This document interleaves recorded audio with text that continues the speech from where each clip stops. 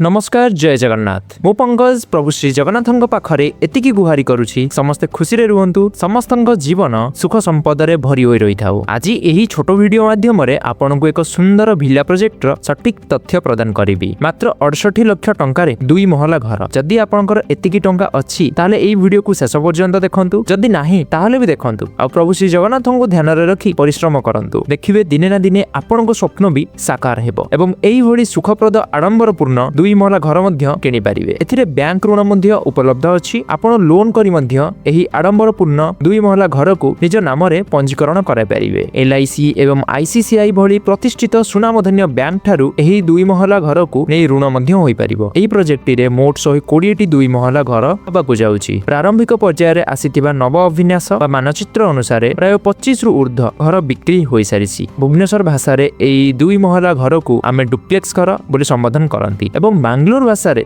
एही घर को आमे भिला मध्य संबोधन करि परिबा। एही समय ही एकमात्र सुवर्ण सुजोग जे समय आपण किसी टोकन अमाउंट देई गोटे घर बुक करि नेबे। एहा प्रारंभिक पर्याय रे थिबारु मूल्य रे कम बेसी मध्य होई परिबो। महिधर पड़ा एक प्राकृतिक स्वच्छ निर्मल उत्तम स्थान। एही स्थान रे हमर एही भली प्रोजेक्ट तयारी होउछि। एथिरे प्रदान करा जाउथिबा मुख्य सुविधा गुडी कहला एक विशाल 20,000 वर्ग फुटर एक परिदर्शक पार्किंग बा विजिटर पार्किंग। एहा सहित आपनक भली हस खुशी रे रहउथबा फूल मानकर बगीचा बा पार्क। विभिन्न स्थान रे बसिया पई दिया जाउछि सीमेंट कंक्रीट माध्यम रे प्रस्तुत होइतिबा सीट। दिन रे 24 घंटा आपनकु सुरक्षा देवा पई सुरक्षा कर्मी माने अछंती। सीसीटीवी किछिटा साधारण अंचल रे मध्य दिया जाउछि केवल आपनकर सुरक्षा पई। एहाकु छाडी जिम सभाघर बा कम्युनिटी हॉल मध्य एही प्रोजेक्ट मध्य रे भविष्यत रे देखियाकु मिलिबो। एहा जेहेतु मईधरपड़ा अंचल रे अंतर्गत एहा नखरा तिनाथ बजार भली बड़ बजार ठारू मात्र 2.5 किलोमीटर निकट रे अवस्थित अछि। सरकारी प्राथमिक विद्यालय माध्यमिक विद्यालय एवं उच्च माध्यमिक विद्यालय एही भिला प्रकल्पर बहुत निकट रे थिबारु आपनकर कुनी कुनी पिला मानकु शिक्षा ग्रहण करिवार मध्य कोनोसी असुविधार सम्मुखीन हेबाकू पड़िबो नाही। बेसरकारी विद्यालय मध्य रे दिल्ली पब्लिक स्कूल मध्य मात्र 4 किलोमीटर मध्य रे निर्माण होईछि। राज्य राजपथरु मात्र 2.5 किलोमीटर एवं जातीय राजपथरु प्राय 6.7 किलोमीटर निकट रे हमर एही प्रकल्पटी निर्माणाधीन अवस्था रे रहिछि। एही वीडियोटी को शेष पर्यंत देखि दिबारु धन्यवाद। जदि आपनकु एही प्रकल्प संबंध रे अधिक विवरणी दरकार ताहाले दिया जायथिबा फोन नंबर रे हमकु कॉल करी मनरे थिबा समस्त आशंका को दूरे नियंतु। धन्यवाद। मो पंकज आपण माने देखुतिले उत्कल एक्टिविस्ट। जय जगन्नाथ।